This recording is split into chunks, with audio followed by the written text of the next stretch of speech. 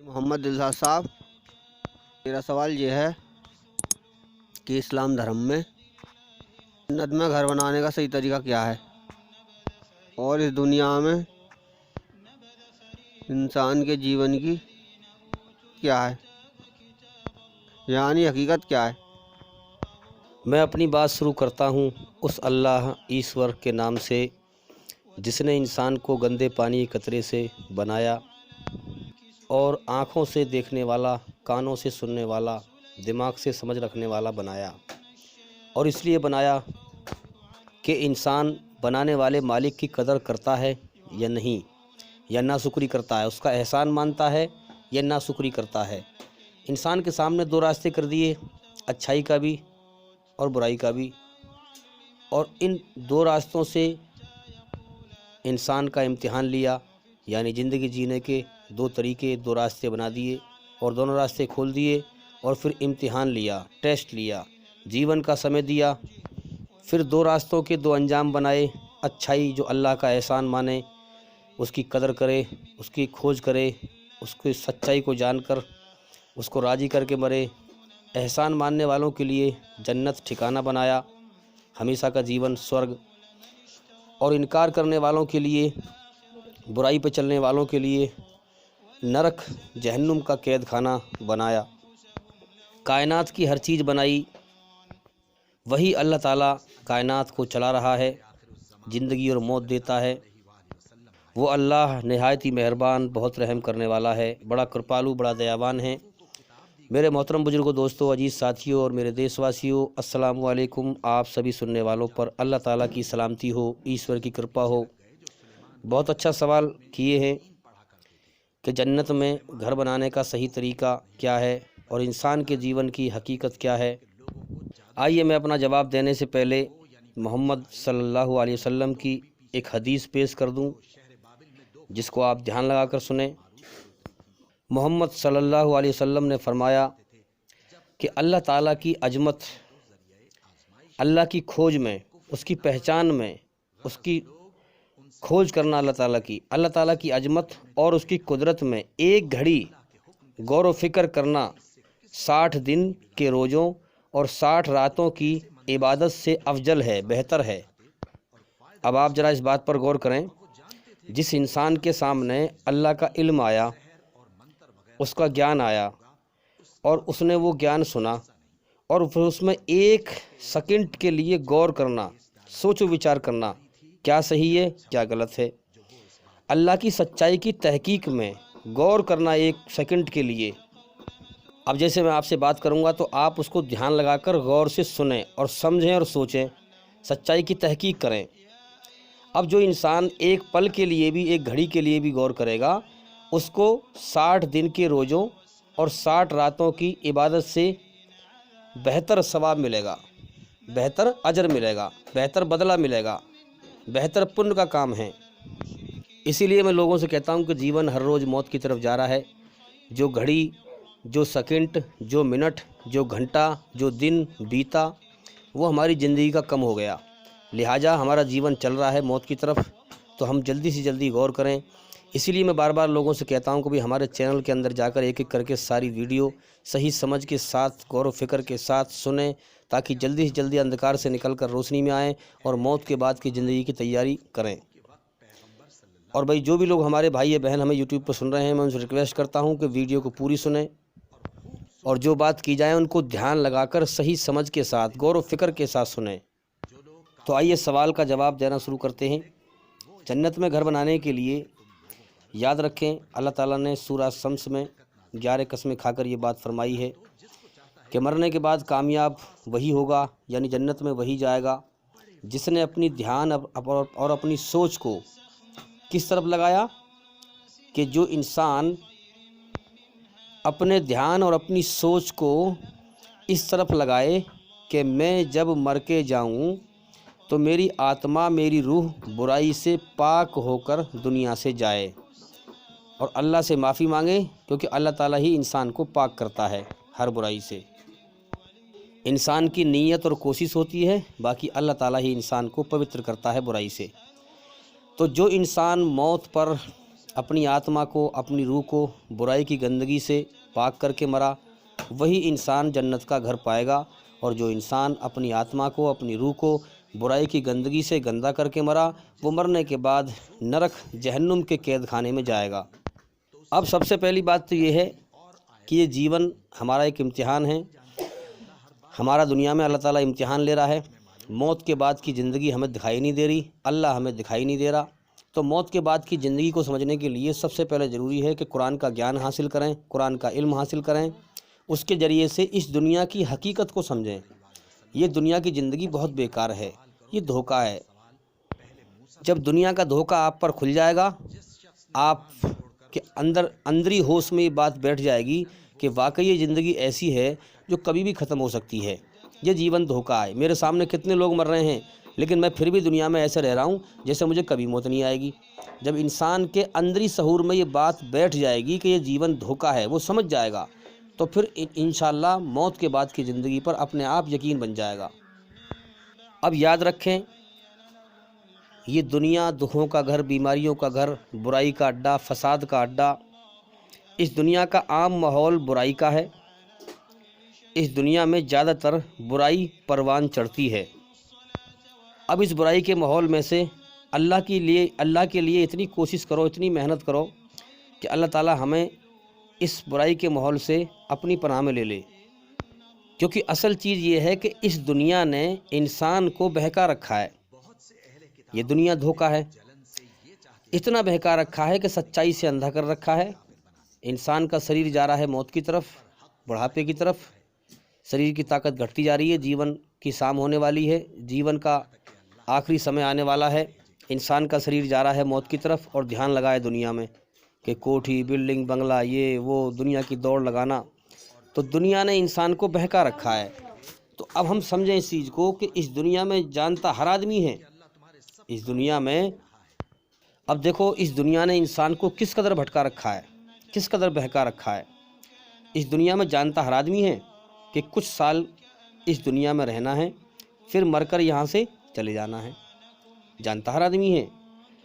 پھر مالک کو حساب دینا ہے، پھر بھی انسان بے ایمانی سے باز نہیں آتے، دوسرے کا حق مارنے سے، ظلم جاستی کرنے سے، دھرتی میں فساد پھیلانے سے، دنیا کی زندگی کی دوڑ لگانے سے۔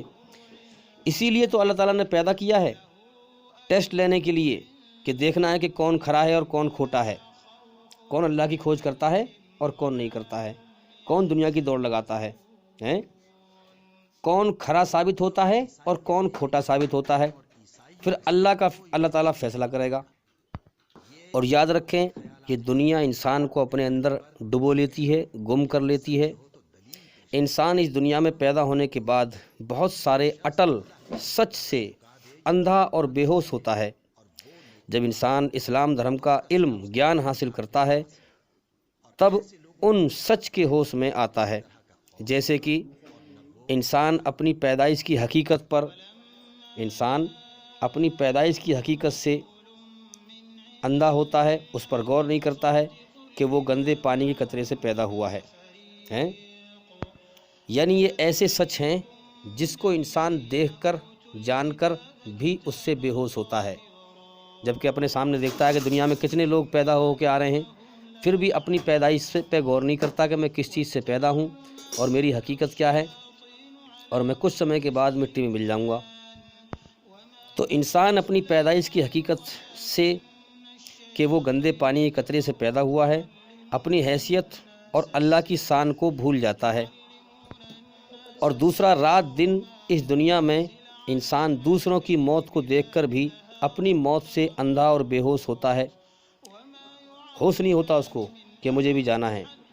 حالانکہ لاشعوری میں، بے ہوشی میں ہر انسان کو پتہ ہے کہ مجھے ضرور مرنا ہے، لیکن پھر بھی وہ دنیا میں ایسے رہ رہا ہے جیسے اسے کبھی موت نہ آئے گی۔ اگر انسان کو ہوش ہو موت کا کہ یہ زندگی بیکار ہے، کبھی بھی ختم ہو سکتی ہے، تو پھر کائے کو کسی کی بے ایمانی کرے گا، کائے کو جھوٹ بولے گا، کائے کو مکاری کرے گا، کائے کو برائی پہ چلے گا، اور پھر کائے کو دھرتی پہ فساد پھیلائے گا۔ اگر انسان کو اس جیون کی سچائی کا ہوش ہو، اور انسان اپنے سچے مالک اللہ تعالیٰ سے لاپرواہ اور بے ہوش ہوتا ہے کہ میری جان اس کے قبضے میں ہے، اس نے مجھے جیون دیا ہے، گندے پانی کے قطرے سے انسان بنایا ہے، دنیا میں بھیجا ہے، امتحان کے لیے بھیجا ہے، جیسے میں کرم کر رہا ہوں مجھے ویسا ہی فیصلہ کرے گا میرا۔ عنقریب مجھے موت دے کر اٹھانے والا ہے۔ انسان کو کوئی ہوش نہیں ہوتا۔ انسان اس دنیا میں اس کائنات کی سچائی کو دیکھ کر بھی اس سے اندھا اور بے ہوش ہے۔ سب کچھ دیکھ رہا ہے کہ یہاں لوگ بیماریوں میں لین رہتے ہیں، دکھوں میں لین رہتے ہیں، غموں میں لین رہتے ہیں، پریشانیوں میں لین رہتے ہیں، اور یہ دنیا موت کا گھر ہے، خطروں کا گھر ہے، بیماریوں کا گھر ہے، مصیبتوں کا گھر ہے، پریشانیوں کا گھر ہے۔ یہاں سب کچھ دیکھ کر بھی انسان اس کائنات کی سچائی کہ یہ دکھوں کا گھر ہے اور اپنے جیون کے سچے مقصد سے اندھا ہوتا ہے کہ یہ دنیا دل لگانے کی جگہ نہیں ہے۔ میرا ایک مالک ہے جس نے مجھے پیدا کیا ہے، جو کائنات چلا رہا ہے، میرے لیے کرم کرنے کے لیے دن نکال دیتا ہے اور آرام کرنے کے لیے رات کر دیتا ہے، لہٰذا وہ مجھے موت دے کر اس دنیا سے بلائے گا اور میرے کرموں کا حساب لے گا۔ تو انسان اس کائنات کی سچائی کہ یہ دکھوں کا گھر ہے اور اپنے جیون کے سچے مقصد سے اندھا ہوتا ہے اور دنیا کے دھوکے میں اور دنیا کی محبت میں ڈوب کر دنیا میں ایسے رہتا اور جیتا ہے جیسے اس دنیا میں اسے ہمیشہ رہنا ہو، جیسے یہاں سے مر کر جانا ہی نہ ہو، جائے گا ہی نہیں، جبکہ اپنے سامنے لوگوں کو رات دن مرتے ہوئے دیکھتا رہتا ہے لیکن اپنی موت سے پھر بھی بے ہوش ہوتا ہے۔ اس دنیا کی بڑی عجیب و غریب بات ہے یہ۔ انسان کا پورا دھیان اور نظر دنیا کے دھوکے اور جیون کی سچائی سے ہٹا رہتا ہے اور انسان مر جاتا ہے۔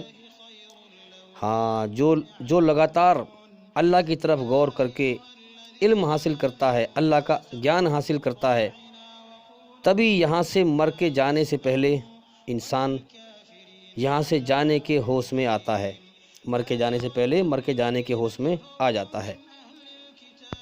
جب اسے ایمان مل جاتا ہے اور اللہ تعالیٰ اس کا دنیا کا دھوکہ ہٹا کر اسے روشنی میں لے آتا ہے۔ یہ دنیا ایک عجیب دھوکہ ہے کہ عام طور پر زیادہ تر انسان اس دنیا کے دھوکے میں بہکاوے میں آ جاتے ہیں۔ انسان کا پورا دھیان دنیا کی زندگی کی ضرورت پوری کرنے کی طرف، کہ مکان بنانا ہے، کہ یہ کرنا ہے، کہ وہ کرنا ہے، کہ اچھا کھانے کو ہو، اچھا پہننے کو ہو۔ یہ انسان جو ہے اسی دنیا کی ضرورتوں پوری کرنے میں، ہاں، انسان کا پورا دھیان دنیا کی زندگی کی ضرورت پوری کرنے کی طرف ہوتا ہے خود، لیکن دیکھیے دھوکہ، خود موت کی طرف جاتا رہتا ہے۔ شریر جا رہا ہے بڑھاپے کی طرف، زندگی جا رہی ہے ختم ہونے کی طرف، ہاں، موت کی طرف، اور دھیان لگا ہے دنیا میں، اور مرنے کا بالکل ہوش میں دھیان نہیں رہتا، مرنے کا بالکل ہوش میں دھیان نہیں ہوتا۔ انسان اسی دنیا کے نشے میں مر جاتا ہے اور مرنے کے بعد اگر اللہ کو بھول کے مرتا ہے تو جہنم کی آگ کا ایندھن بن جاتا ہے۔ پھر اسے مرتے ٹائم ہوش آتا ہے کہ ہائے میں جیون کی بازی ہار گیا، جس مالک نے مجھے پیدا کیا تھا، احسان کیا میرے ساتھ، مجھے پیدا کیا، مجھے ساری زندگی کھلایا پلایا، میں نے اس کے لیے کیا کیا؟ اس کی میں نے کوئی کھوج نہ کری، میں دھوکے میں مر گیا۔ ہاں، اور کتنے لوگ ہیں جو غلط گیان پر چل رہے ہیں، منمانی کر رہے ہیں، سچے مالک کی کھوج نہیں کرتے۔ کتنا بڑا دھکا لگے گا انسان کو، شیطان کہے گا میں اپنے مقصد میں کامیاب ہو گیا، ہاں، میں نے تیرے رب سے وعدہ کیا تھا کہ میں تیرے بندوں کو بھٹکا کے مار دوں گا۔ تو میرے بھائیوں، اس وقت رونے سے اور پچھتانے کے سوا کچھ نہ بچے گا، بربادی کے سوا کچھ نہ بچے گا۔